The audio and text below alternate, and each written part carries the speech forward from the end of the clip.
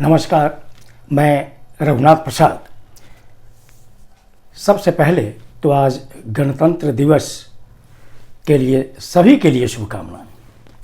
आज मैं चर्चा करूंगा देश के 23 नेशनल लॉ यूनिवर्सिटीज़ में जो रिजर्वेशन पॉलिसी है उसके पहले मैं आज चर्चा करना चाहूँगा कि अपने देश में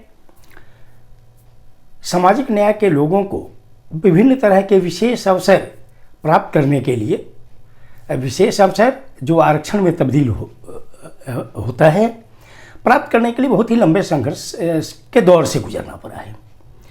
और जैसा कि हम सभी जानते हैं कि संविधान सम्मत तरीके से SC ST को रिजर्वेशन सर्विसेज वगैरह में मिले और उसके बाद जो संविधान सम्मत जो अदर बैकवर्ड क्लासेस के लिए जो प्रावधान थे उसके लिए काका कालेलकर आयोग की स्थापना हुई। लेकिन लंबे समय तक इस पर कुछ नहीं हो पाया। जैसा कि यह भी हम सभी जानते हैं कि देश की स्वतंत्रता के पूर्व सिर्फ मद्रास जो प्रेसिडेंसी थी उसमें रिजर्वेशन 1929 में लागू हुआ था। उसके बाद रिजर्वेशन बाद में चलकर जो सभी राज्यों में शेड्यूल कास्ट शेड्यूल ट्राइब के लिए व्यवस्था हुई, लेकिन अदर बैकवर्ड क्लासेस को बहुत लंबे संघर्ष से गुजरना पड़ा। 1978 ईस्वी में जननायक कर्पूरी जी ने बिहार में अत्यंत पिछड़ा और पिछड़े वर्गों के लिए आरक्षण की व्यवस्था की, जिसके कारण बहुत विवाद की भी स्थिति आई। लेकिन वो चूँकि डिगे नहीं अपने डिसीजन से, और उस आरक्षण ने, बिहार के उस आरक्षण ने रास्ता खोला न केवल पूरे उत्तरी भारत वरन पूरे देश के लिए कि कमज़ोर वर्गों को आरक्षण मिलना चाहिए विशेष अवसर के सिद्धांत के तहत। 1978 में तत्कालीन केंद्र सरकार ने काका कालेलकर आयोग की अनुशंसा चूँकि पुरानी थी, इसलिए नया मंडल आयोग का निर्माण हुआ। 80 में रिपोर्ट आया, उसके बाद भी वो लागू नहीं हो पाया।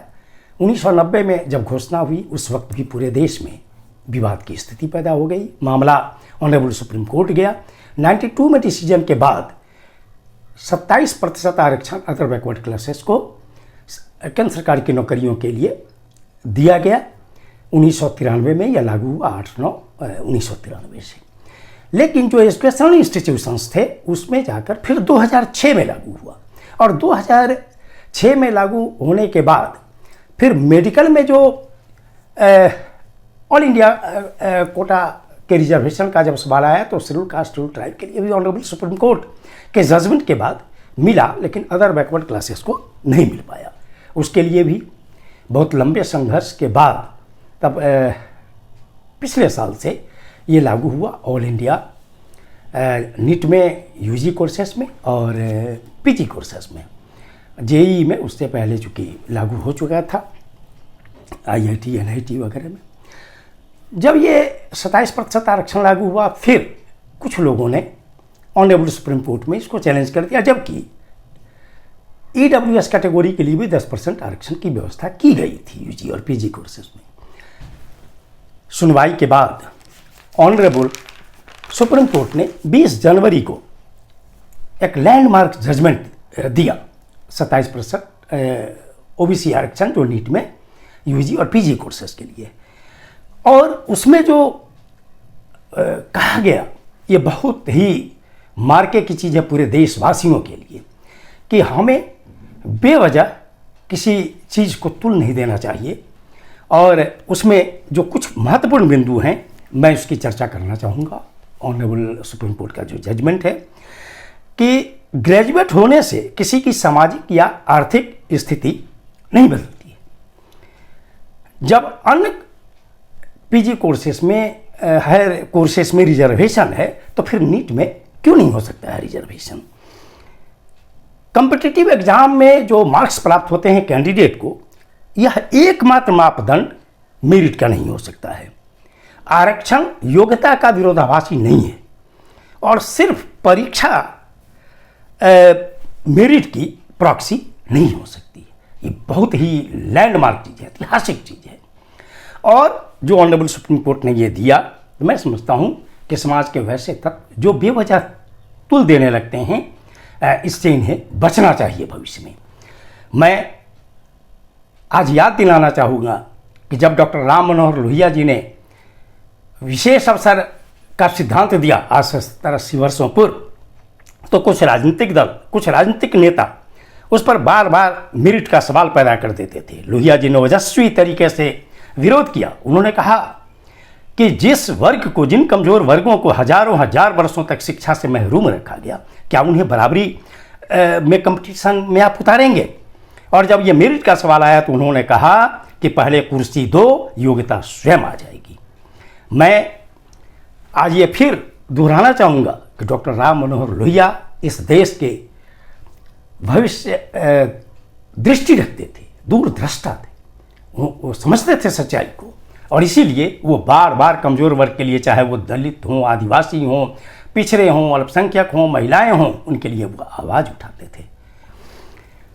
आज मैं फिर एक स्लोगन जननायक कर्पूरी जी का और मानवर कांसीराम जी का भी कहना चाहूँगा, जिनकी जितनी संख्या भारी उनकी उतनी हिस्सेदारी। अब मैं आता हूँ कि जब IIT, NIT, मेडिकल कॉलेजेस वगैरह में जब रिजर्वेशन की व्यवस्था हुई है तो नेशनल लॉ यूनिवर्सिटी में भी जो 23 यूनिवर्सिटीज हमारे हैं उसमें भारत सरकार से मेरा अनुरोध होगा कि उसमें भी एक समरूप नीति अख्तियार की जानी चाहिए रिजर्वेशन की, चाहे वो SC हों, ST हों, BC हों, उनके लिए महिलाएं हैं। अभी जो मैंने सर्च किया गूगल वगैरह पे तो मैंने देखा कि हर इंस्टीट्यूट में अलग अलग क्राइटेरिया है। मैं सबसे पहले बतला दूं कि देश में जो LLB के 23 नेशनल यूनिवर्सिटी में सीट्स हैं वो 2254 हैं, जिसमें सेंट्रल कोटा 1308, स्टेट का 621 और स्पेशल कैटेगरी का कोटा 325 है। PG कोर्सेस में टोटल सीट 632 हैं, जिसमें सेंट्रल कोटा 518, स्टेट कोटा 75 और स्पेशल कैटेगरी का 39। जैसे बिहार अपने यहाँ अपनी जो राज्य की पॉलिसी है रिजर्वेशन की वो अपने यहाँ देता है। रांची, सोनीपत और एक और यूनिवर्सिटी गांधीनगर, वहाँ 27% OBC आरक्षण दिया गया है।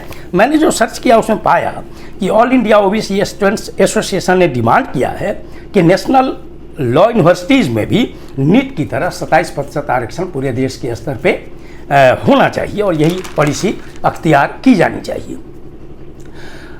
उस एसोसिएशन के द्वारा यह भी कहा गया, मैं कन्फर्म नहीं, लेकिन जो मैंने देखा गूगल पे कि जो नेशनल लॉ यूनिवर्सिटी है न्यू दिल्ली, हैदराबाद और भोपाल और विशाखापत्तनम, वहाँ EWS कोटा 10% दिए जाने की बात कही गई है, जबकि OBC कोटा उसमें नहीं है। रांची, सोनीपत और गांधीनगर ने 27% OBC आरक्षण दिया है। ये बातें फिर अब धीरे धीरे हर जगह उठनी शुरू होंगी। जैसे मैंने बेंगलुरु लॉ यूनिवर्सिटी का देखा जो सबसे पुराना है कि उसमें जनरल कैटेगरी का 93, SC 18, ST 9 और कर्नाटका के लोगों के लिए 30 है।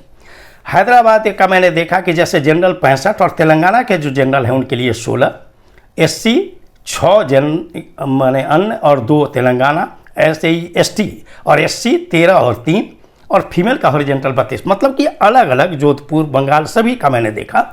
तो मैं अनुरोध करता हूं भारत सरकार से कि एक सामान्य नीति रिजर्वेशन के संबंध में, जो भारत की आरक्षण पॉलिसी है, SC 15%, ST 7.5%, OBC 27% और EWS 10%, ये क्लैट के जरिए जो एडमिशन होते हैं UG कोर्सेज और PG कोर्सेज उसमें भी लागू किया जाए। ये वीडियो आपको अच्छा लगा हो तो लाइक करें, शेयर करें। अब तक मेरे चैनल को आपने सब्सक्राइब नहीं किया तो सब्सक्राइब करें, बेल आइकन को टच करें। सभी लोगों के लिए शुभकामनाएं। धन्यवाद। जय हिंद।